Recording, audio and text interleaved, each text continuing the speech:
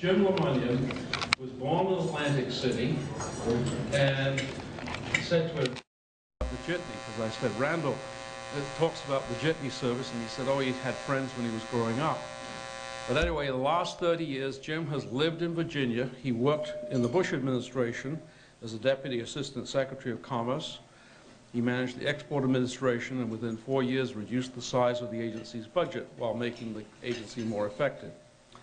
And so Jim was elected to the House of Delegates in 2009, and since then he's had some 24 bills which have passed the General Assembly, including, importantly, what's called HB 598 or 599, I can't remember, 99, in terms of prioritizing projects which provide congestion relief.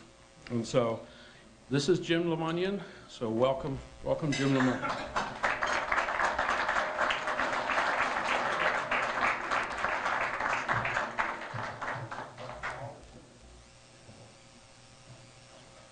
Well, you're all kind to clap like that. I appreciate that. And Rob's introduction, you know, when Randall called and said, you know, would you speak at lunch, I got to tell you, I was a little hesitant because I didn't want to violate the first rule of public speaking, which is don't speak to your audience about a topic that they know more about than you do.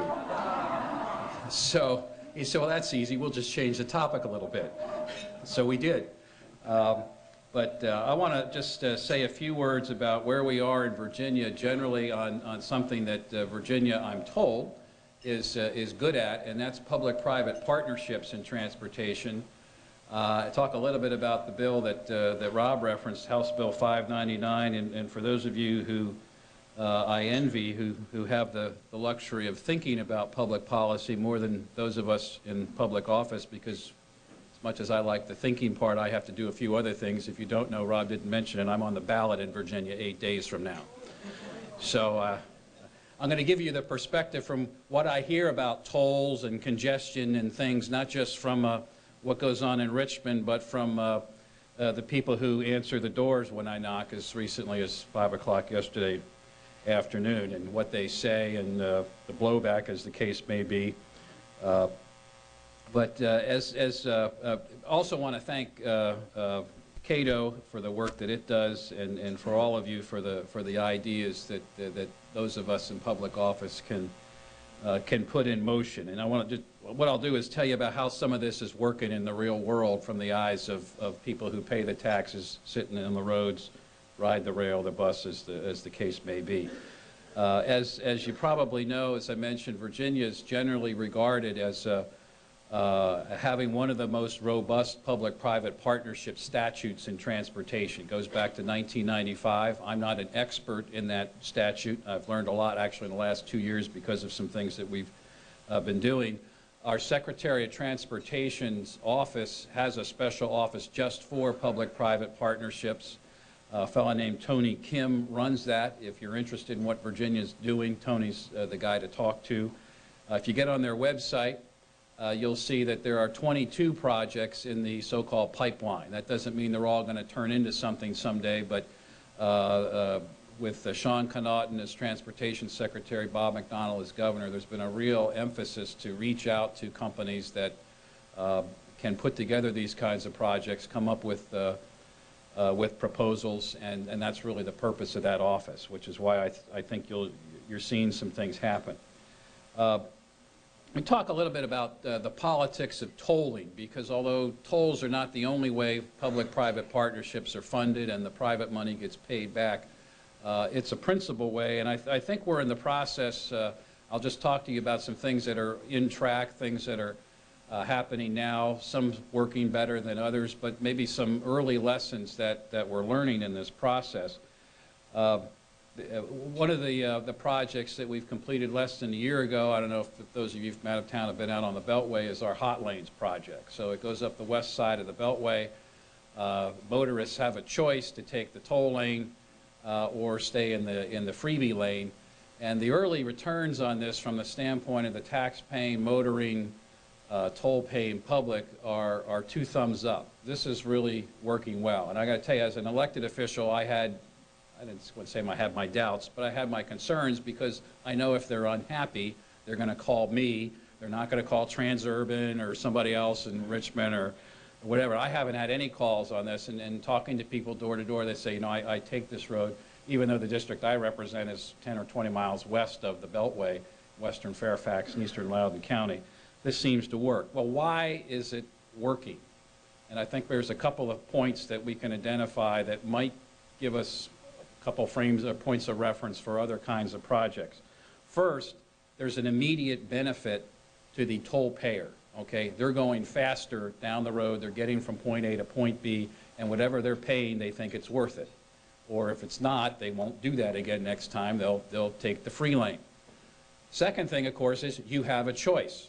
It's obvious in this case, but I think it's significant because if you don't want to pay the toll, you can still take the same old road. It's actually a little bit of a win-win because as long as some people are on the toll side and paying the toll, the freebie lanes are less congested than they otherwise would be. So even if you're not paying the toll, presumably you've got a better ride than you otherwise would have. So this is a win-win. I think this might be, I mean, you know, we got to let some time go by. I don't know if Transurban's making any money on the deal. That's their thing. But this is maybe a model for how things can work well. And in fact, if you're familiar with the area, there's a lot of constructions from the Beltway south on I-95 toward Richmond going down 20 miles where we're basically going to do the same thing. And there's a lot of construction, a lot of dirt moving out there where there will be toll lanes on I-95 and they'll actually connect right into the Beltway toll lanes if you want to go that direction, or you can stay in the freebie lanes too.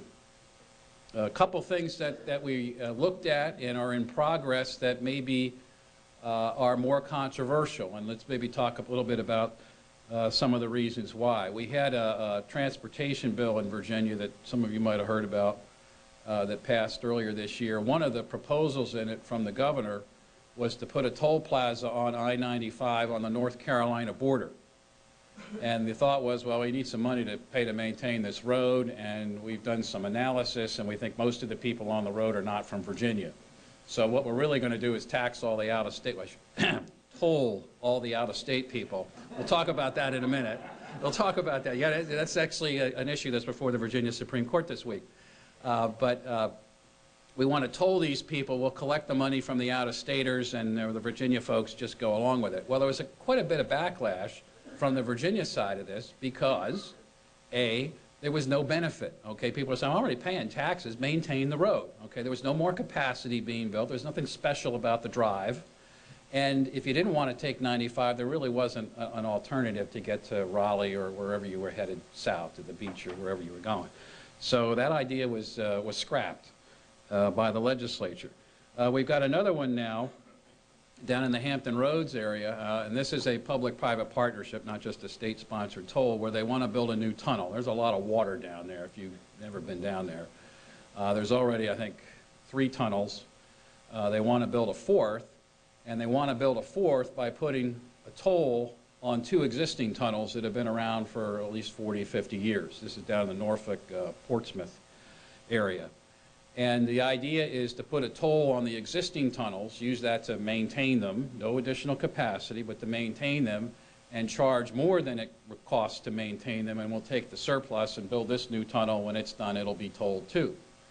A lot of local backlash on this because the idea is they're charging more than it would cost to maintain the tunnel.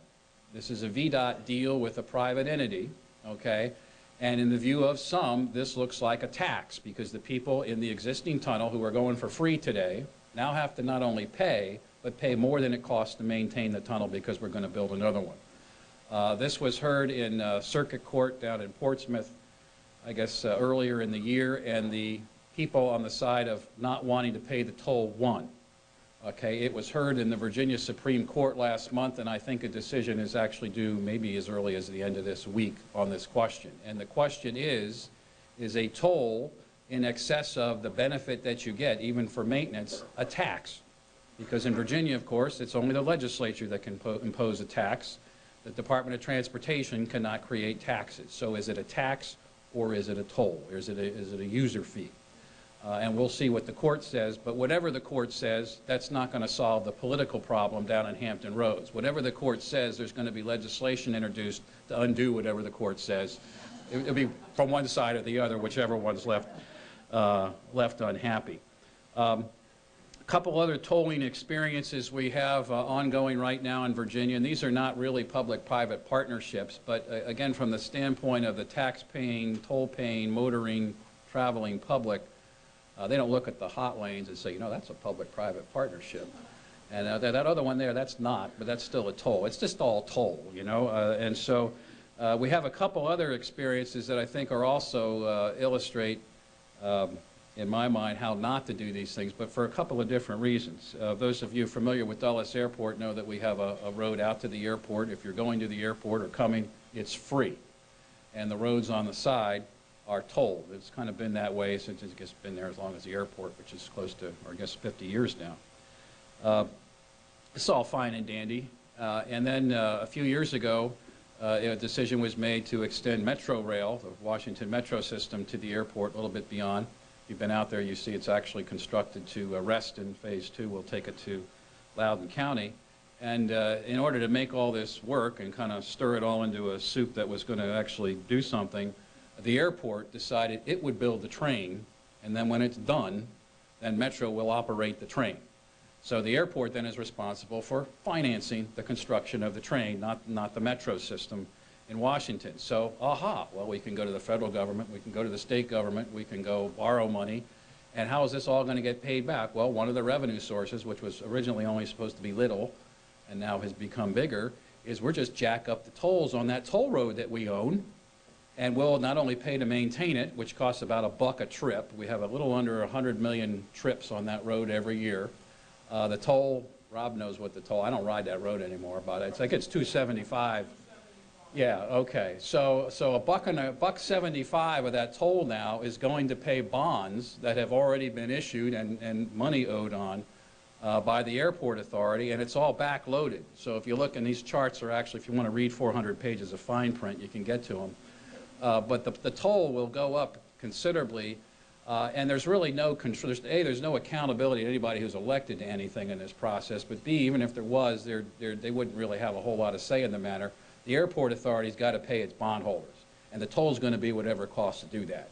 And what they're doing is driving cars off the road. We've seen about a 15% decrease in traffic on this road in the last 4 years as the toll has gone up from $1.25, $1.50 to now $2.75, and of course it's going to go over $3 next year. So you have a situation a little bit like the complaint down in Hampton Roads, but for a different reason, where people are riding the same road, they're not getting any new benefit, and in fact the people who are benefiting are going to be on the train, but they're not really paying the cost. It's the guy who's still sitting in the car that's paying for the train. To the point that I went to Metro and I said, well, why don't you just guys work out a deal here and add something to your fare card, you know, surcharge or something, so at least people on the train pay for part of this cost. And they said, well, we could do that, but the fares are already too high, and we don't think anybody's going to ride the train if we jack that up. So I could go on a while about that. And then the last sort of example of tolling and issues that come up is a private road that we refer to as the Greenway in the Washington area. If you take the toll road to the airport and decide to keep going into Loudoun County, it feels like you're on the same road until you get to a toll gate where they want $5.55 at the rush hour to go a maximum of 12 miles to Leesburg. This is a private road that was set up with some fanfare in the mid-1990s. The ownership is actually the second ownership, because the first guys didn't work out real well, and the second guys aren't working out real well either, to be honest. They need to charge that toll in order to cover the payments, the interest payments and the principal on their bonds, and because of the financial situation that they're in, they're basically in junk bond status. So that's why those tolls are so high. What the state will do, and this kind of gets to my last point just on tolling and state public-private partnership relationships, is in Virginia we're fortunate to have a AAA bond rating. It is in most cases, and certainly in this case, cheaper for the state to issue debt than it is for any private entity to build a transportation facility. We knowingly and willfully allowed a private entity to get interest rates worse than the state could get in order to put the express lanes on the Beltway, because we have our own borrowing limits and we didn't want to go over them. So, and we're frankly at the limit. So that's why the private money comes in, or we could wait 5 or 10 or 15 years to have enough money to issue the bonds and then fix the problem. And the urgency was considered to be so great, and I agree that it was, that it made sense to do this. You'll probably see, and this is already under discussion, a move by the state to acquire the Greenway, turn it into a public road, refinance the whole thing with the state's AAA bond rating, and probably drop the toll in half. So I share that point with you because maybe Virginia is a little different than some other states that don't have AAA bond ratings, and in fact the private money is a better deal than public bonds. But in this case, it's the opposite from what some folks might anticipate. The state can actually do a better job as long as we keep our AAA bond rating. And one way we do that, and this is why we have this cap, is our state constitution says we cannot take more than 15% of the revenues out of our general fund to pay for principal and interest on debt. We have a self-imposed limit in the legislature of 5%, and we are at that. And to give credit where it's due, it's a very bipartisan idea. It's not one side versus the other. And we are at that limit right now, and as other debt gets paid off, there'll be other obligations made. So that's just to give you a sense of kind of where we are with tolls, some of them related to partnerships, others not. But I think the success story there is when there's a choice, okay, between tolling and not tolling, and someone gets immediate value, not I'm going to get a value someday because they're going to build this other tunnel over here maybe someday and some people will use that, then I think this really works. So I think the early line, and it's still time to go because we've only had the express lanes for less than a year, looks like that can work. And from the standpoint of someone like me who's concerned about what those tolls might turn into someday, I'm actually quite comfortable with the express lanes because Transurban, who's collecting the toll, did the work, does not have a monopoly. Okay? If you don't want to pay the toll, you go on the free lane. You look at these other situations, the attempt to toll 95 on the North Carolina border, the state has a monopoly and will act accordingly. And private entities who are also in a similar situation, whatever the type of project, will also act accordingly. So I think that's an early lesson learned for me, is that when we do public-private partnerships, don't create tolling monopolies, and things will go a lot better. Talk to you a little bit about the bill that Rob mentioned, House Bill 599, and I'll be happy to take questions on it if you want to know all the gory details. When I first ran 4 years ago, started knocking on doors, talking to people. I'm a door knocker. I'm probably at 17 or 18,000 over 3 election cycles now.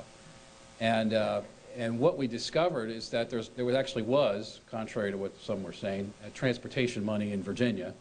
It just wasn't being spent on projects that actually could give us a real bang for the buck in terms of congestion relief.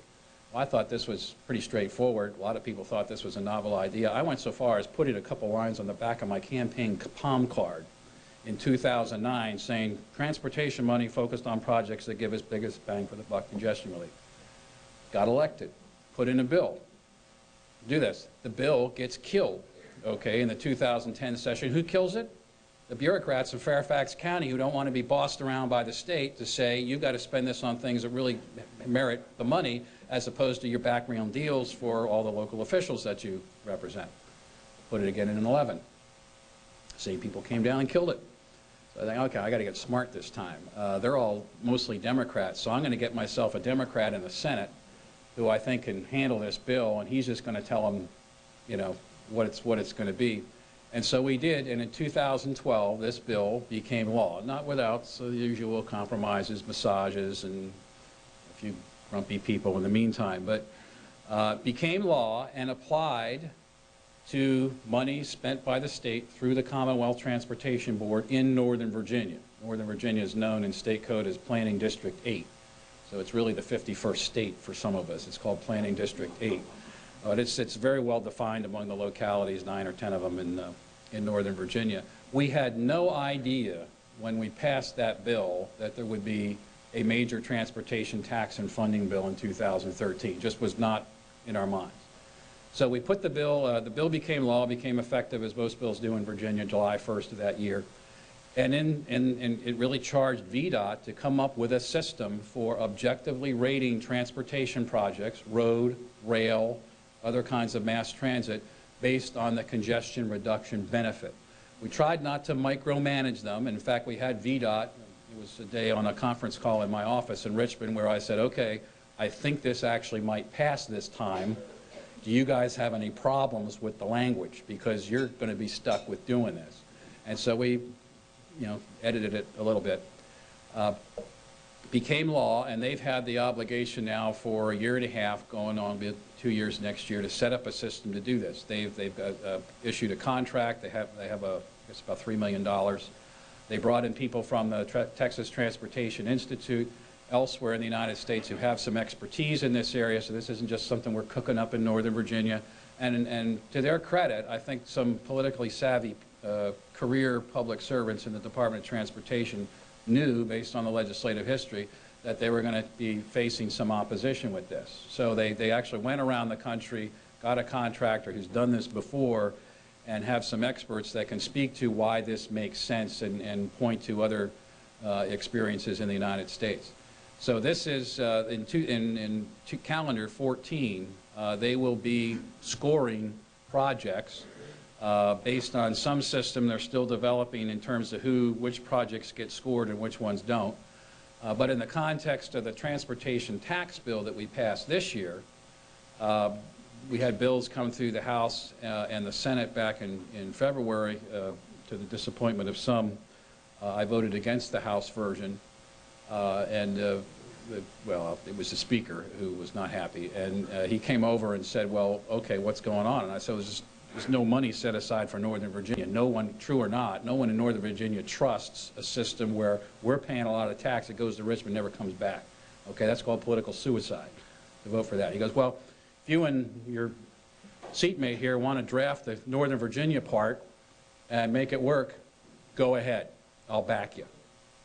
I said, this is great. So we set about doing that, and of course he tapped me on the shoulder and said, well, of course, we have this little gentleman's rule in the House of Delegates, Jim, that if we take your amendment to the bill and we put it on the floor, you're obligated to vote for it.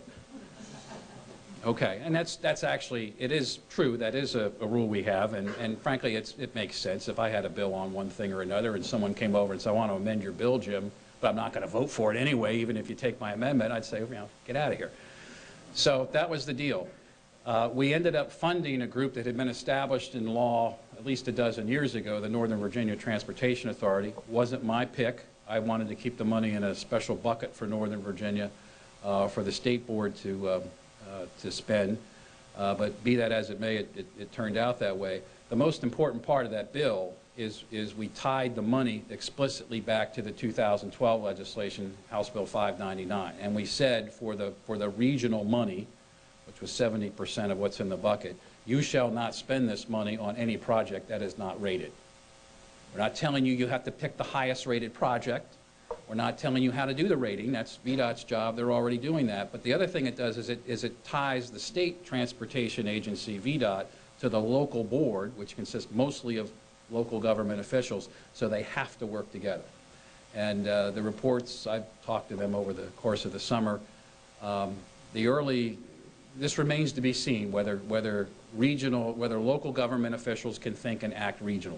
Let's just say that. I think they've gotten the message from me, but fortunately from the Speaker, who gave was regarded as a fairly significant talk about this before the Fairfax Chamber of Commerce a little over a month ago, and much to my delight, the Washington Post staff editorialized this and said in so many words, these guys are right. We just can't be doling around this money through making sure one locality gets enough and the other locality gets enough. We've got to think regionally. We've got to fund projects on a regional basis, and it's got to be based on some objective analysis. So applause to the Post for maybe sending a message to people that didn't want to hear it. Well, now, I'll conclude this part, and then I got a homework assignment for you.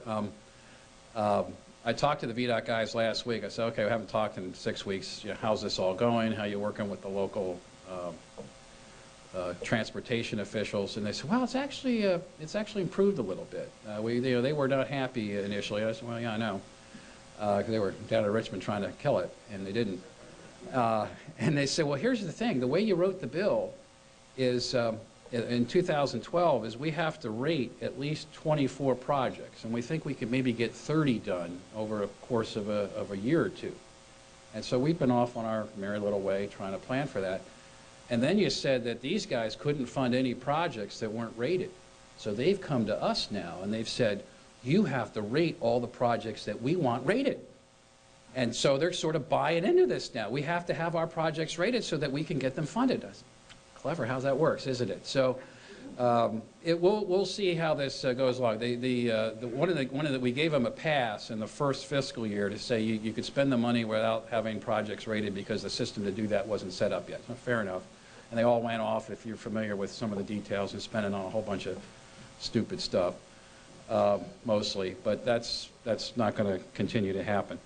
Last point I want to make, it's a little bit of background on congestion relief and what we're attempting to do here in Virginia. One of the things that I don't think we do very well, and I don't know the answer yet, but I'll just tell you, I'll give you the story from a standpoint of voters. And I do hear this when I go door to door and talk to people. We have, for 40 years, we've been undergoing a fairly substantial pace of development, both from business, residential communities in Northern Virginia. Mostly now the new works out in Loudoun and Prince William County. And we haven't done a good job of coordinating that with our transportation system. Some of it's just the way Virginia is. Most of our roads, including the neighborhood streets and cul-de-sacs, are controlled by the state. We have the third longest road system in the country because of that. The local decisions on planning and land use are, in fact, that, local. So while everybody talks to each other and they can look at the maps and kind of maybe know what's going on, there's not something that's joined at the hip to synchronize transportation infrastructure with land use, development, commercial, residential. And people are kind of frustrated about this. You're kind of common folks, because they'll say, and one guy said this to me, I think he made a good point. He said, they'll put a new office building out by the airport, or they'll put 2,000 houses out in some new development in Loudoun County. That's all nice and everything. And when people move in, the lights go on, and there's no brownout somewhere in the area, and they run the faucet, and the water comes out, and they flush the toilet, and the sewer doesn't back up, and they got to heat the place in the winter, and the gas works. Why can't we synchronize our infrastructure and transportation the same way we synchronize all these other things and get them to work hand in glove? Because what we've been doing, and one of the communities I represent, 12,000 houses that were built out in Loudoun County called South Riding in the late 90s. We're only now dealing with the transportation infrastructure, and people are going the last 3 miles home and spending 45 minutes in the last 3 miles. And this anyone could have anticipated this, but it just was not necessary to make it happen. So I don't have an answer for that. I actually put in a bill, a modest version of it passed 2 years ago, which said that any time there's a change to what we call our comprehensive plans, so this would be the regional plan in Northern Virginia for land use, that the Department of Transportation has to review it, comment on it, and provide an analysis of whether it will increase or decrease congestion on whatever part of the transportation system they want to pick. No requirement that the local governments have to follow any advice that they get, but at least they have to read it and pay attention to it. We did have a stronger version, and a whole bunch of local people came down and said, well, you're not going to put VDOT in charge of land use if you do that. That really wasn't the intent, but at least we took a first step forward. I don't know what the answer is to this problem, but if you all who work in this field have ideas or know what's worked in some other part of the United States that maybe we could learn from, I think there's a good bit of willingness to try to learn, because whatever we're doing doesn't seem to be working out as good as it should. Well, the last thing I just want to say is just really appreciate all the conference, your thinking, and what you do related to the topic that I saw on one of your signs called mobility, because that's really what we're about, regardless of the mode of transportation. Some things will rate better on our rating scheme. The rail guys have figured out that maybe they're not going to rate so well. We'll see as time comes. But and people don't say this to me in so many terms when I go door to door, but it's really what they mean. We think of the founding documents of our country, the Constitution, the preamble about liberty, or the Declaration of Independence. For a lot of people in suburban America in the 21st century, their liberty is their mobility. To be able to get from point A to point B in a reasonable amount of time, whether it's for enjoyment, whether it's for their work. And that's why this is a really big deal. It's not just a transportation problem. It's really putting hours and time back into people's lives, and that's why it's a worthwhile endeavor. So thanks for having me this afternoon. Be happy to answer any questions you have.